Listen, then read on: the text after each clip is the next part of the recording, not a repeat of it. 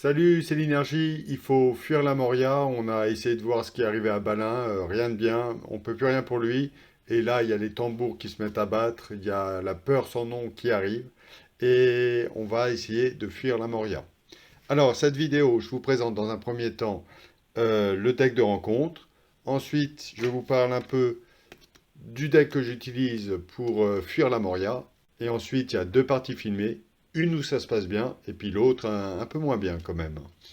Allez, on voit ça tout de suite. Petite précision, j'ai horodaté la vidéo, ce qui fait que vous pouvez aller au chapitre que vous voulez, si juste les parties vous intéressent ou cette description vous intéresse, comme vous voulez. Voilà, c'est à vous de voir ce qui vous intéresse. Vous pouvez tout regarder parce que c'est fait pour faire un ensemble cohérent. Au choix.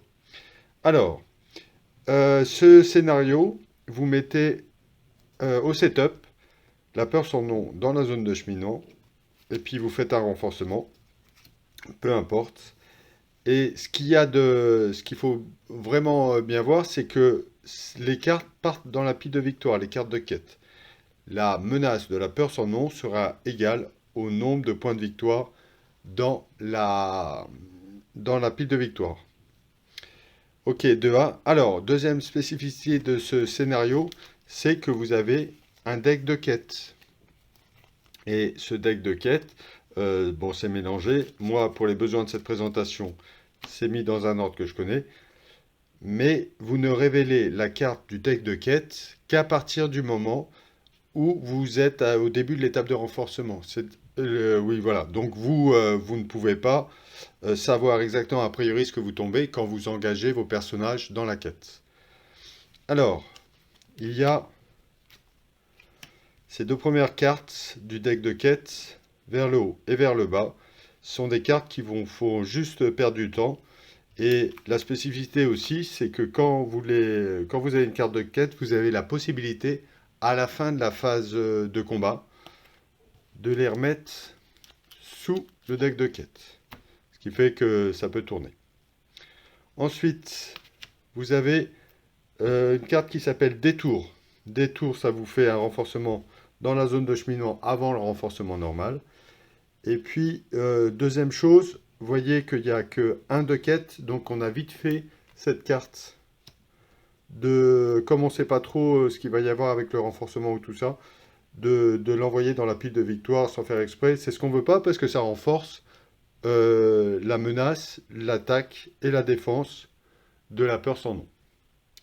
Ensuite, vous avez cette carte conciliabule qui est à la fois bien et à la fois pas bien. Première chose, ça vous fait mélanger dans le deck de quête toutes les cartes au-delà de vos pouvoirs qui pouvaient être dans la pile de défausse. Ça vous les fait remettre dans le deck. Vous verrez que elle est pas cool cette carte, on en reparle après. Deuxième chose, l'effet bien, c'est que ça permet d'aller chercher les deux premières cartes et de sonder, de prendre celle qui vous intéresse, la retourner et mettre l'autre en dessous. Voilà. De toute façon, ça part forcément, vous voyez qu'il n'y a aucun point de cheminement. Ça part immédiatement en pile de victoire. Et puis là, on va arriver aux cartes qui commencent vraiment à nous intéresser.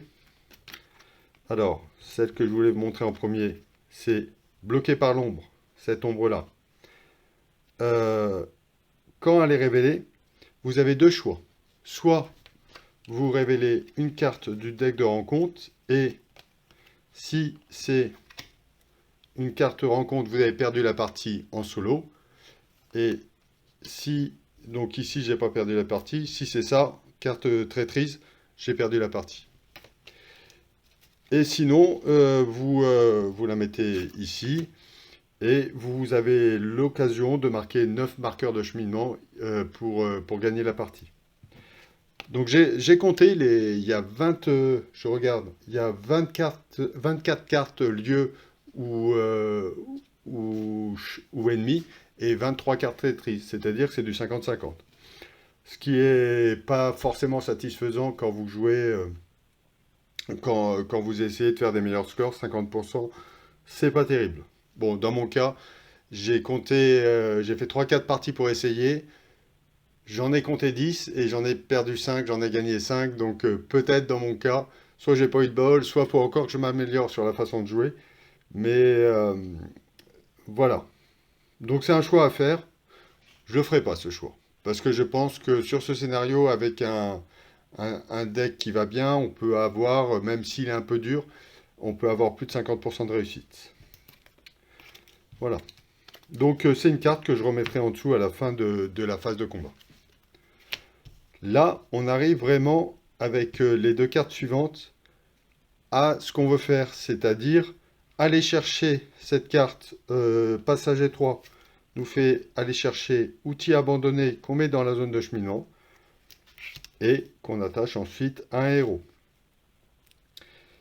Les outils abandonnés permettront, dès qu'on a trouvé un petit trou dans les mines de la Moria et on voit de la lumière, de les utiliser pour sortir de ces mines.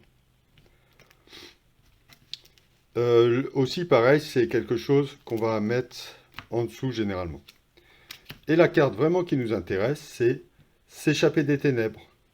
Il y a 4 marqueurs de cheminement à mettre, mais on ne peut pas les mettre de façon conventionnelle. Il faut incliner le héros qui a les outils abandonnés pour pouvoir marquer les marqueurs de cheminement dessus. Donc ça peut prendre jusqu'à 4 tours, et il faut qu'il soit redressé, ça se fait à la phase de restauration.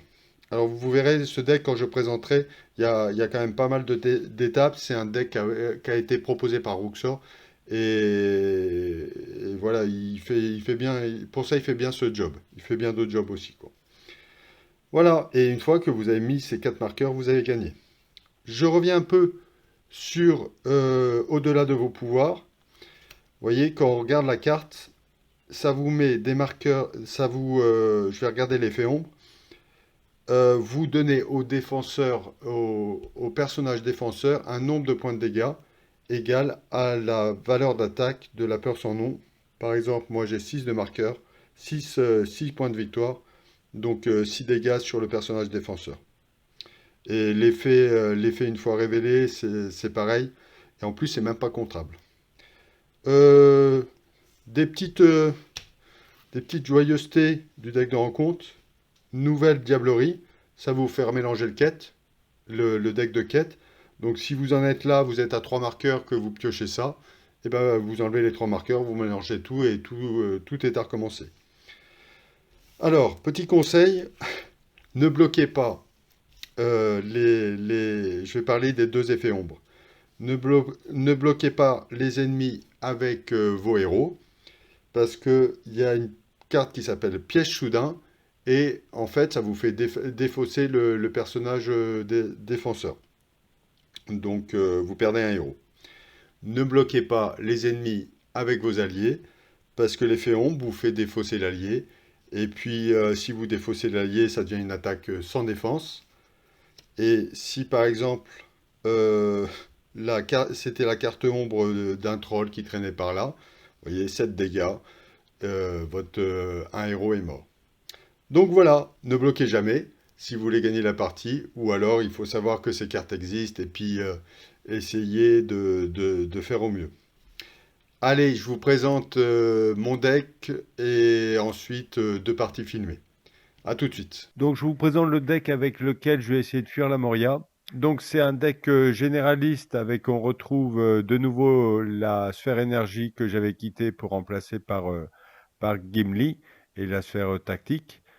Alors, ce deck est bien adapté à fuir la Moria, notamment parce qu'il y a beaucoup d'étapes. On a euh, Courage inattendu pour 2 en énergie. Il y a Kram qui est une carte très bien. En plus, comme vous savez, qu'on peut aller rechercher avec le forgeron d'Erebor.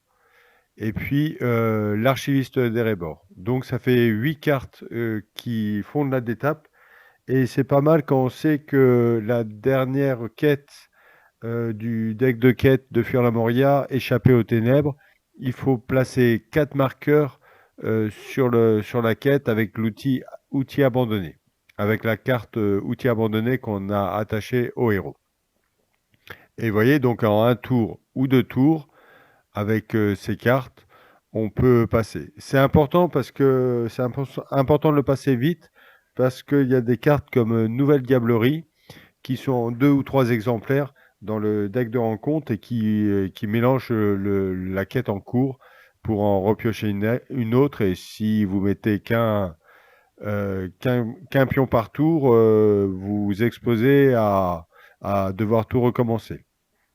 Il y a une autre chose qui est bien dans ce deck, mais je pense dans beaucoup de decks, c'est coup précipité.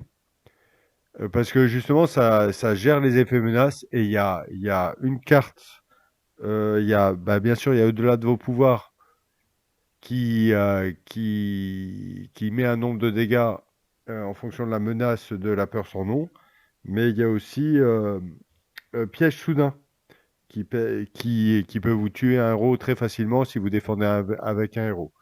Et puis, il y a un adossement que vous connaissez, que vous avez déjà vu passer dans le septième niveau.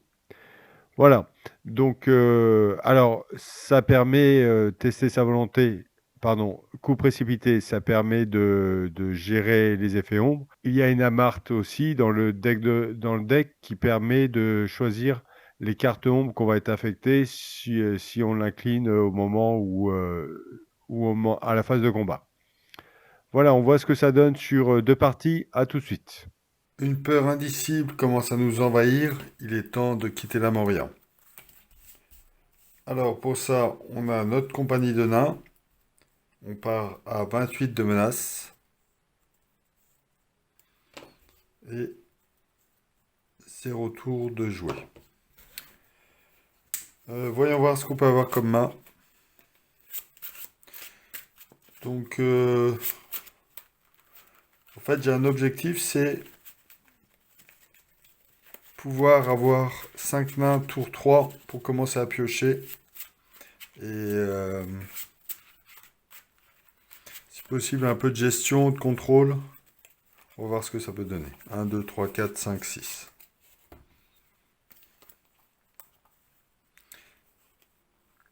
Alors, courage inattendu que je peux jouer tour 2. Ça, je peux contrôler. Ça peut être pas mal. Quoi, j'aurais pas 5 nains tour 3, mais ça peut être bien. Notamment parce qu'il y a l'archiviste des Rébors qui me permet de placer, de descendre de 1 ma menace directe. Donc je garde cette main. Voilà. Alors, comme je disais, 1A. À la mise en place, on met la peur sans nom en jeu. Alors j'ai retiré tous les peurs sans nom, quoi, au-delà de vos pouvoirs. Et j'en ai remis une dans le jeu.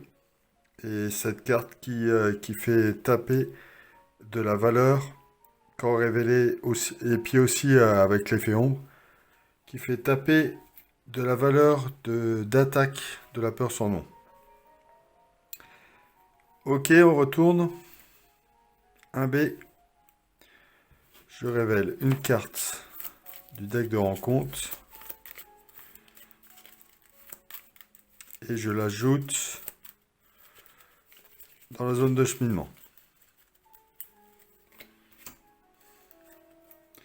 Alors ça c'est pas mal parce que ça me fait un dégât à un allié ou quoi, ça fait X dégâts à un allié et j'ai pas d'allié.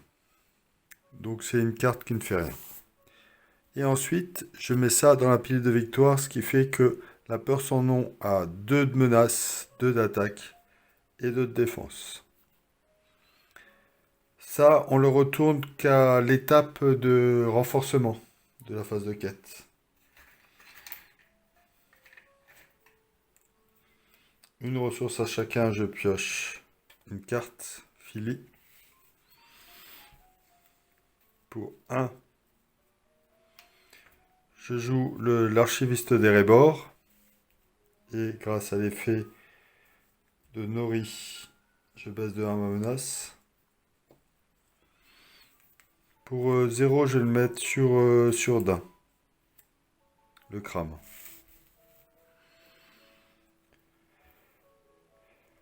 Allez, c'est parti. Alors là, pour l'instant, j'ai Je sais pas trop ce que je vais avoir. Sachant que moi, ce que je voudrais, c'est passager 3. Je vais peut-être partir quand même un peu en quête. J'ai 2. Je peux avoir, allez, 4, 5. Non, 3, 4, 5. Si j'en ai un. 3, 4, 5, 6, 7, 8. On va voir comme ça. Alors, première chose, étape de renforcement, je révèle.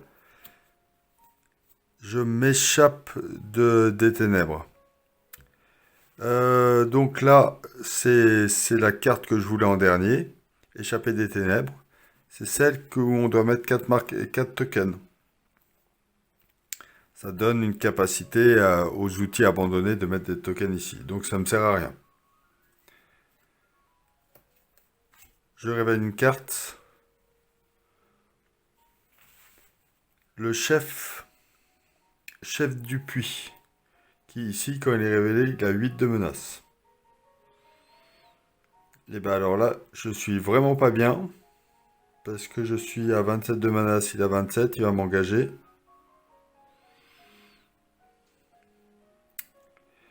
Ok. Donc 3, 6, 8 pour 2, 3, 4.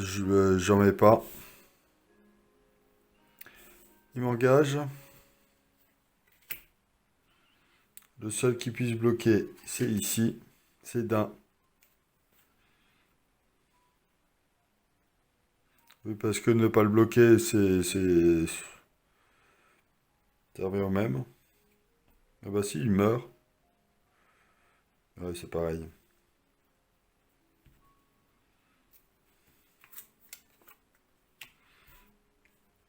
Ok, donc 8 de dégâts parce qu'il s'est pris plus 3. Il est mort. Allez, Ota. Je redresse tout le monde. 28. Tour 1, fini. Je suis un peu deg, hein. De ressources à chacun, je pioche une carte. Attaque furtive. Et bon, je crois que je vais arrêter là. Bah, regardez, l'attaque furtive. J'ai le Gandalf, j'aurais pu le tuer. Mais j'ai plus de ressources commandement. Je crois que ça va être compliqué sans ressources commandement de passer ce scénario. Ok, bon bah je vais mettre une croix dans les défaites. Pour l'instant, je suis à, bah, ça me fait 4-4. Ça m'est arrivé 2 fois ça, hein. Faut vraiment que j'arrive à mélanger pour qu'il n'arrive pas. 4-4, je suis à 50% de victoire, 50% de défaite. Eh bien, dans pas longtemps, à tout de suite même, pour une nouvelle partie.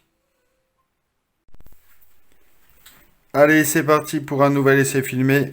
On va prendre une main de 6 cartes. Et on va voir ce que ça donne.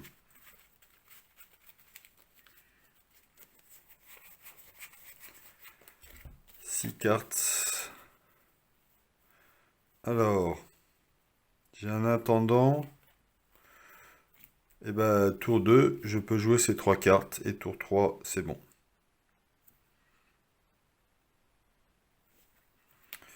Bah, je vais garder. Je vais garder cette main.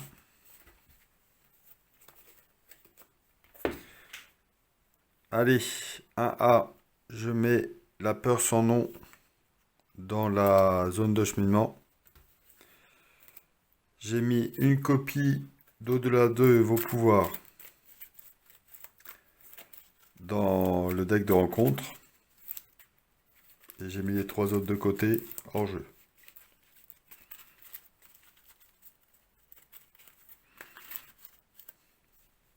Un B, quand révélé, je mets une carte du deck de rencontre.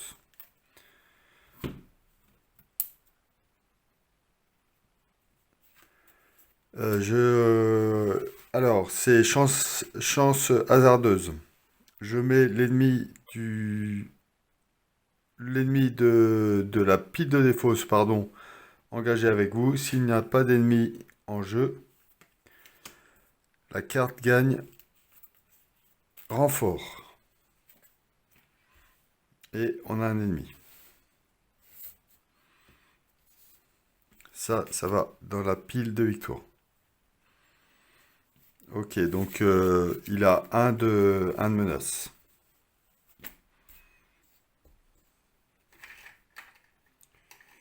Une ressource partout.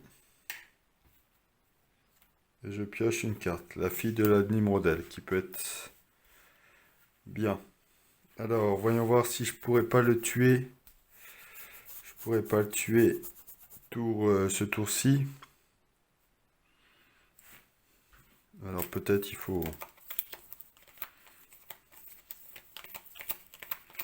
Je mélange deck de quête.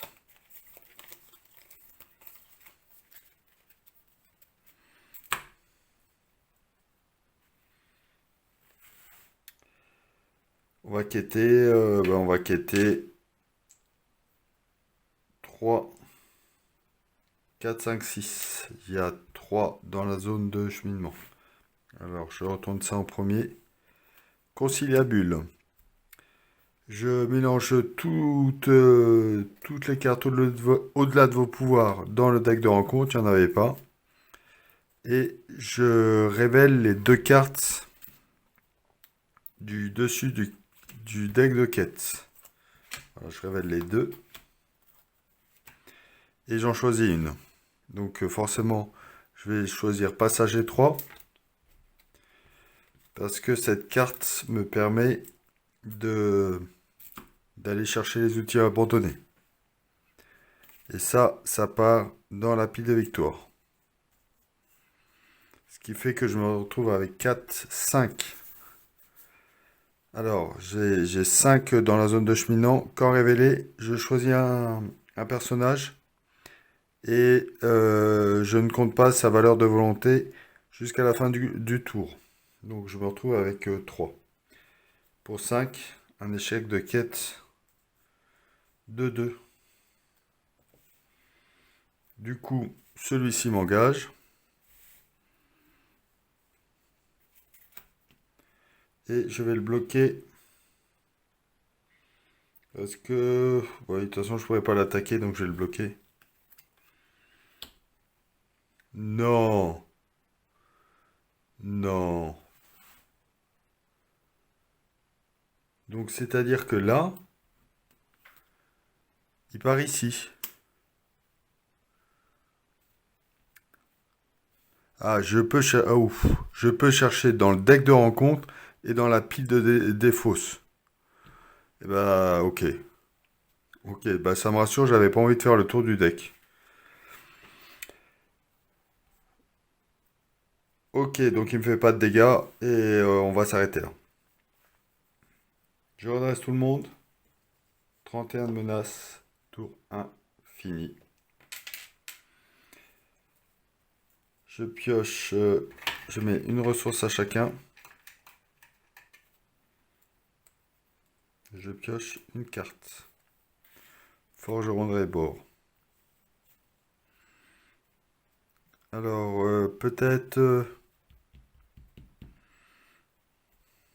pour 2, ça c'est sûr, je vais jouer l'intendant que j'incline. Ou alors je donne ailleurs. Peut-être ça peut être bien. Pour 2, je joue l'intendant ici. Que j'incline pour donner 2 ressources. Pour 3, je joue Kili. Ça me fait baisser ma menace de 1 avec l'effet de Nori. Et je fais la réponse d'aller chercher Philippe. Bah, il est là.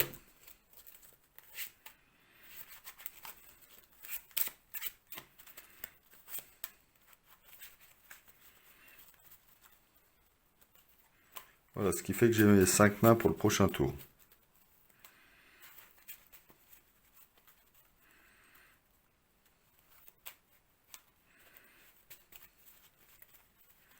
Alors peut-être je vais jouer parce que je voudrais deux. Il me faudra 2, 3, 4. Ça et ça pour attaquer. Quoi? Un pour défendre. Là, il n'y a pas grand-chose.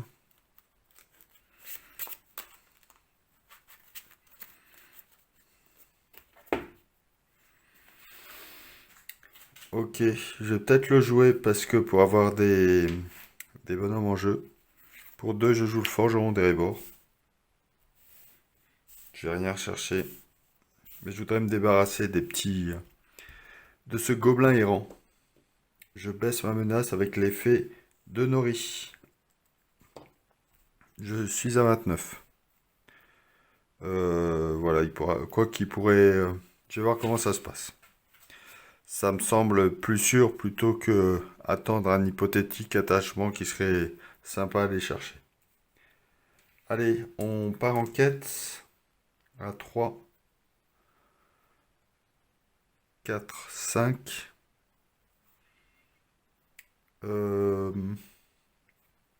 6, 7.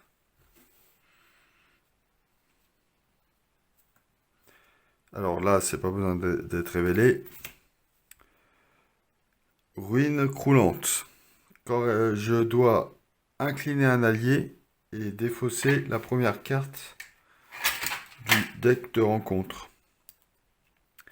Si c'est égal ou supérieur à ce qui me reste comme point de vie sur le personnage incliné, je le défausse. Alors, c'est-à-dire que j'ai 3 points de vie, il faut que ça soit 1 ou 2. 1, donc c'est bon. Il est juste incliné. Et ça part ici.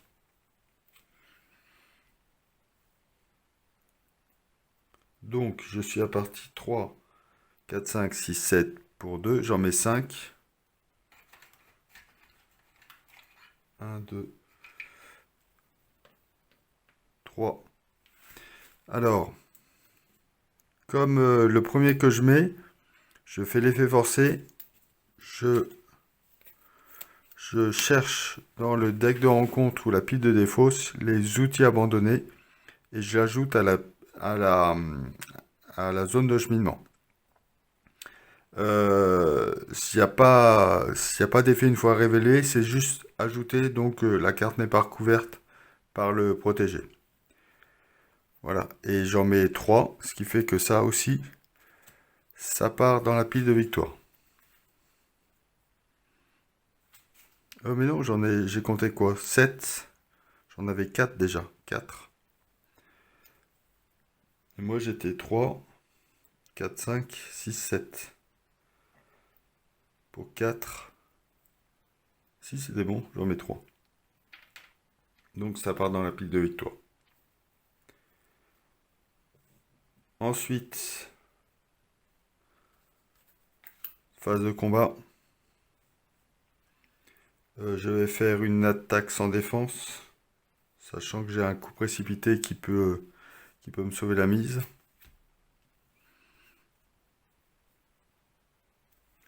Est-ce que j'annule ça? Ouais, il y a des trucs plus méchants que ça, hein. Donc je l'annule pas. Et derrière,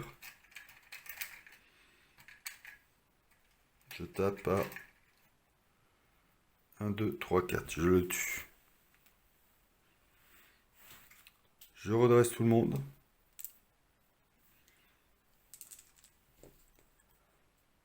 De menaces. Tour 2.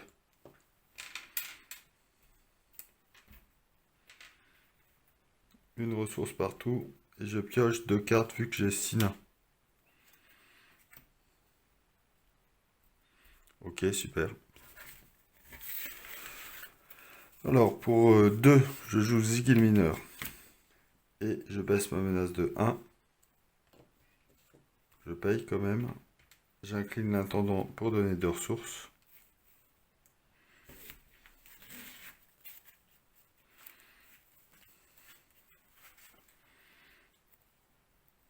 Et on va rester comme ça.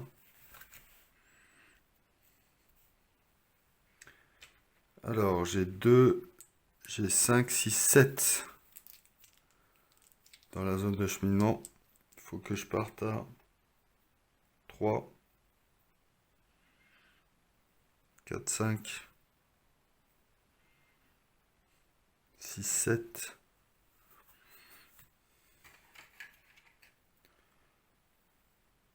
8, 9. Et là, je pourrais taper à 2. Ouais. Donc, je pars à 9.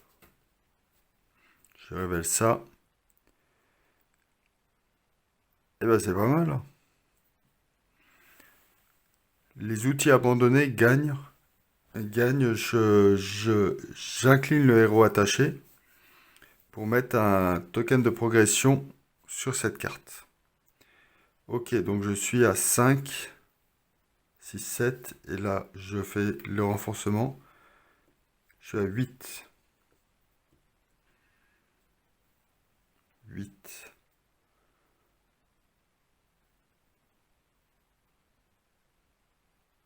3, j'ai bugué là.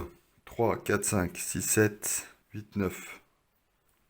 Et 5, 6, 7, 8. Donc j'en mets un, mais en fait j'en mets pas. Ok, les deux m'engagent.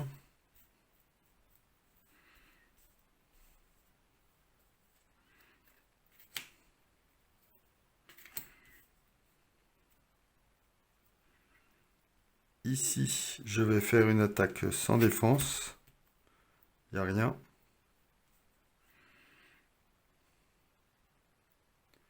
Et ici, je vais bloquer là. Parce que si je fais sans défense, il y a plus 2. Ça va faire un peu violent. L'ennemi attaquant gagne plus 1. Donc il est à 3. Donc c'est bon. Et derrière, je tape à 3. Alors, peut-être...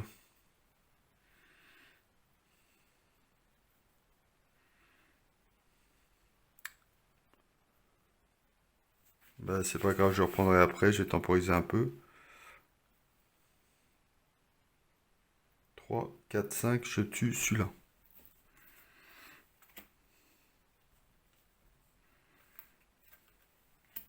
toute façon, je le laisse ici, hein.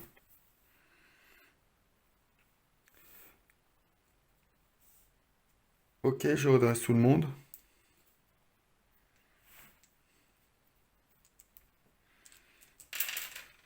Je suis à 32 menaces. Tour 3.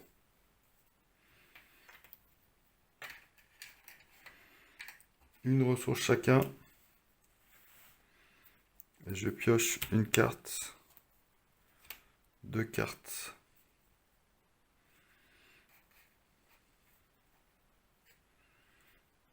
Alors, pour 2, je fais le roi sous la montagne. Que je vais mettre ici, par exemple. Que j'incline. Ça, c'est dans ma main. Pour aller chercher une carte. 2 cartes, j'en choisis une. Bah, je vais prendre Gandalf. Et pour... Alors, qui va aller mettre des tokens?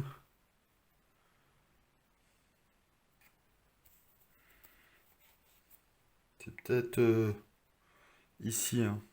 Pour 2, je joue courage inattendu ici.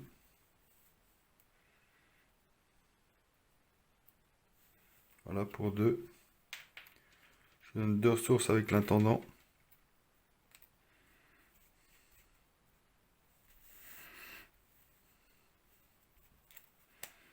Pour 0, je lui mets un crâne.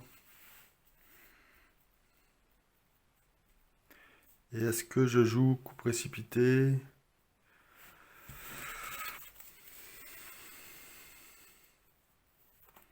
Oh, je pense que je vais faire Very Good Tell. Pour 0, je fais Very Good Tell. Quoi, une très bonne histoire en français. J'incline ces deux-là et je regarde les 6 cartes. Les 5, pardon. 2, 3, 4, 5. Donc c'est bien simple, il y a qu'un allié. Je fais ça.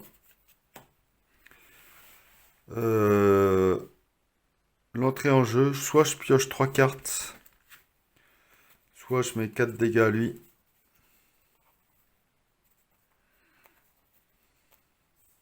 Et ben je crois que je vais piocher 3 cartes. 1, 2, 3.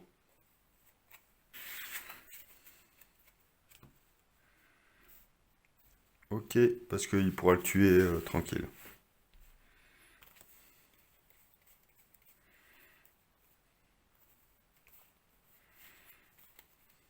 Alors, ouais, ça va être pour le tuer, donc je peux quêter un peu. Sachant que j'ai 5 pour l'instant, et j'aurai plus. Ah oui, mais j'ai enquêté, donc je vais quand même le jouer. Pour 2, je joue mineur démon du fer. Je suis à 29.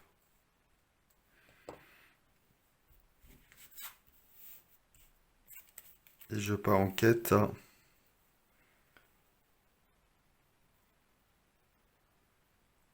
3,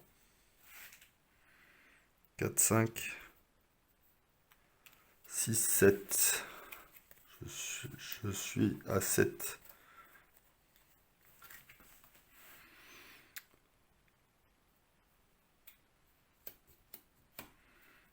Je retourne, un lieu à 2. Corps révélé.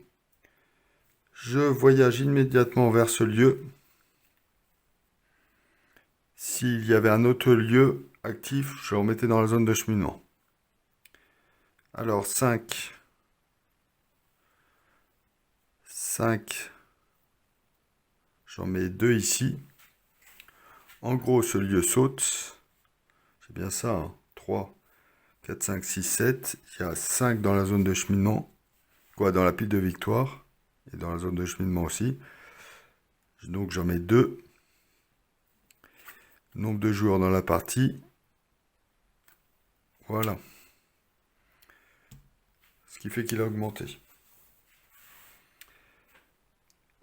Phase de combat.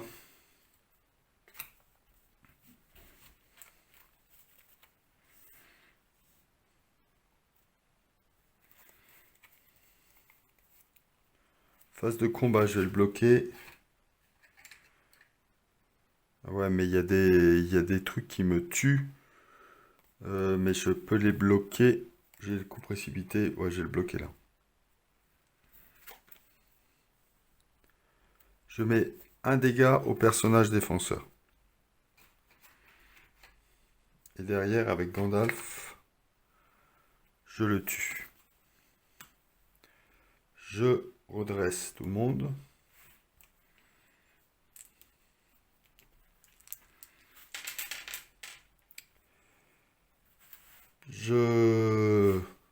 Avec, vu que j'ai les... Ah oui, je l'incline. Ah bah j'ai perdu un tour, j'aurais pas dû, j'avais pas incliné. Donc je l'incline pour mettre ça dessus. Je le redresse avec courage inattendu. Et je l'incline. J'ai perdu un marqueur. Quoi, parce que il était incliné alors que il n'était pas incliné à la phase de restauration. J'en remets un. Est-ce que je mets un crame? Le crame, je peux le garder peut-être. Ok, fin du tour. Ça va à défaut. Je suis à 30. Tour 4. Une ressource partout. Et je pioche une carte. 2 cartes. Voilà ce qu'il me fallait. Donc, je vais incliner roi sous la montagne. Pour choisir parmi deux. Je vais prendre Ziggy le mineur. Pour 2, je le joue. Je suis à 29.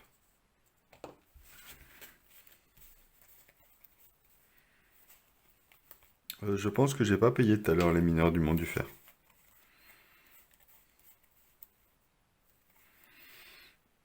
Pour un, je joue l'archiviste de Rébord, je suis à 28 de menace.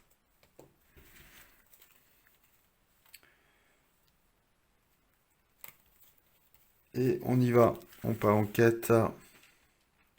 Donc là j'ai 8 de menace. 3, 4, 5, 6, 7, 8, 9, 10, 11, 10. Ok, c'est bon.